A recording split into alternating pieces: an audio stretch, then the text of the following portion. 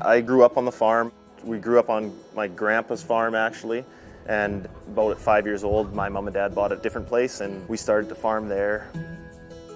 Just when mom and dad were thinking they wanted to slow down a little bit, I came back home, and now that we have full family, we moved back to the farm and are farming full time to raise the kids on the farm. We just want to keep being good stewards of our land and working with the land to provide for as many people as we can, really. We work together with our community, and our community works with us. That we're building a family. It's not just a family of 5, it's not just a family of 10 once we get into the larger generations, it's a whole community.